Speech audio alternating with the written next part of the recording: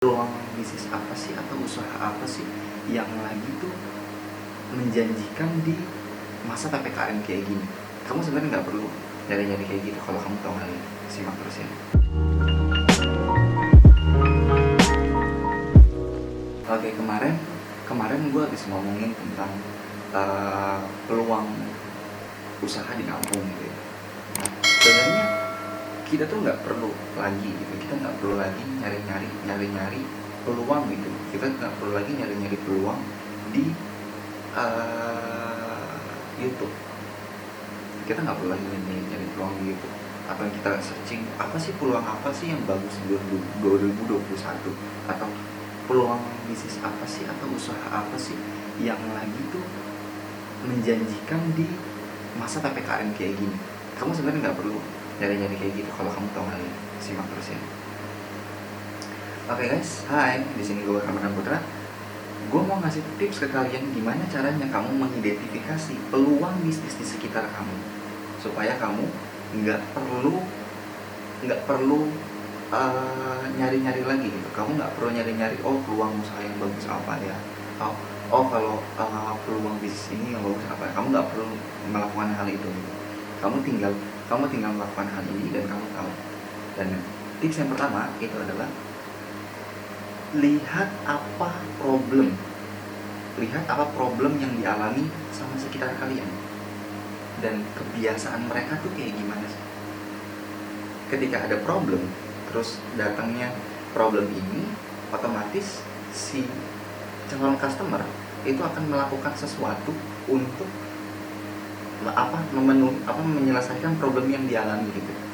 Nah, yang di sini kamu harus ngelihat problemnya tuh yang mereka tuh rasain apa. Nah, contohnya gue tadi sore gue jalan ke arahan kamu, gue sekedar naik motor doang gitu, jalan gitu, cuma mau ngelihat peluang bisnis ini tuh apa sih sebenarnya yang lagi bagus. Nah, kebetulan gue ngelihat di salah satu lapangan Kopassus kayak tentara gitu lah. Jadi lapangan itu isinya tuh orang-orang lagi pada olahraga dan itu ramai banget. Dan di situ gue bisa simpulin kalau masa-masa PPKM kayak gini, orang-orang tingkat kesadaran soal masalah kesehatan itu meningkat drastis. Oh, ternyata problemnya udah jelas kan. Oh, problemnya adalah coronavirus, virus corona, COVID-19. Yang mereka lakukan adalah olahraga.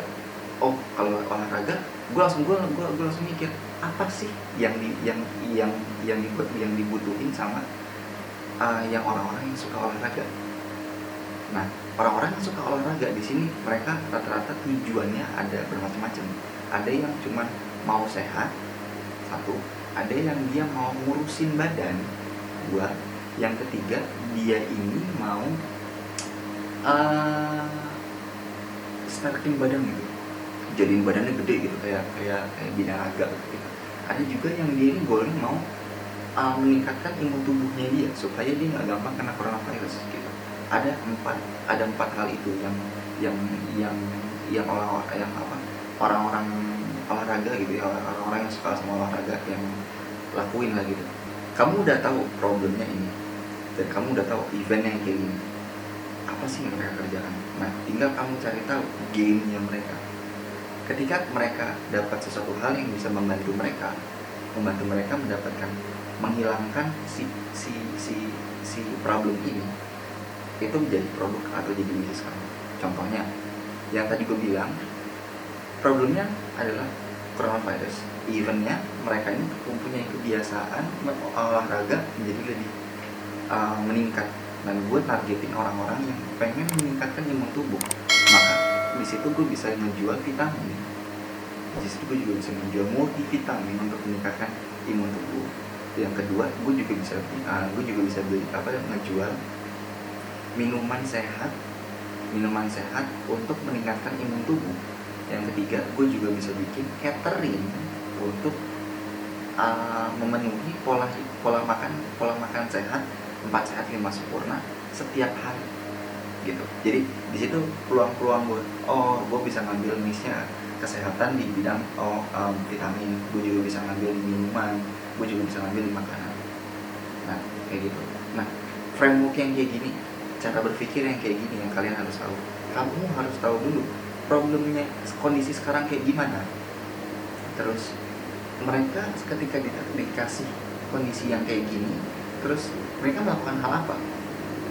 Setelah itu kamu pikirkan apa yang kira-kira memenuhi kebutuhan mereka, kebutuhan mereka, kebutuhan yang membantu mencapai mimpinya mereka. Prinsipnya gini, kalau misalkan kalian mikir, oh lagi PPKM daya belinya turun, nggak mungkin. Gue bilang di sini nggak mungkin. Ini tergantung dari si orangnya. Kalau kita bisa nyari, kalau kita bisa berpikir di luar dari kotak gitu, out of the box ya, kita bisa kok tetap kaya. Kita bisa kok tetap kaya di masa sekarang daripada apa? Nggak perlu nunggu hal ini selesai dulu. Ketika bisnis sebelum pandemi ada yang naik, ada yang bangkrut, ada yang sukses, ada yang bangkrut. Ketika pandemi, ada pun bisnis yang sukses, ada pun bisnis yang bangkrut. Nah, yang jadi masalah, kamu ada di mana? Kamu ada di bisnis yang sukses terus di sebelum pandemi, atau di pas pandemi kamu turun, atau di sebelum pandemi kamu turun bisnisnya naik.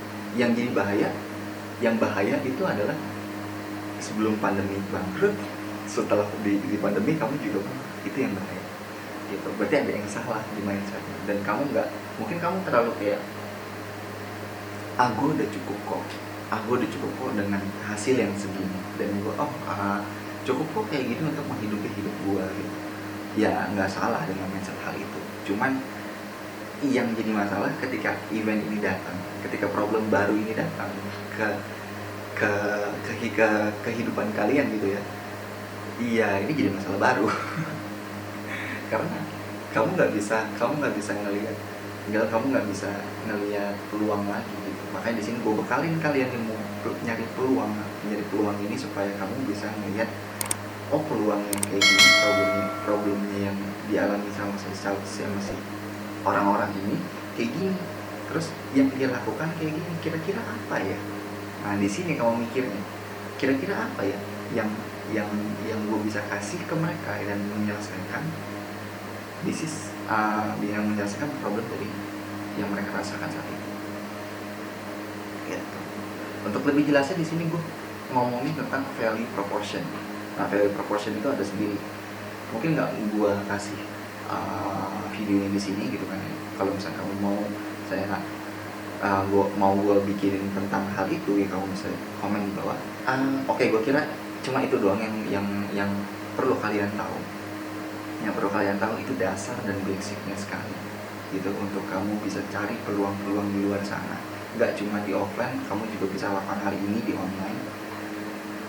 Dan sekian video kali ini, saya Ramdan Putra, terima kasih. I'll see you guys in the next video. Bye.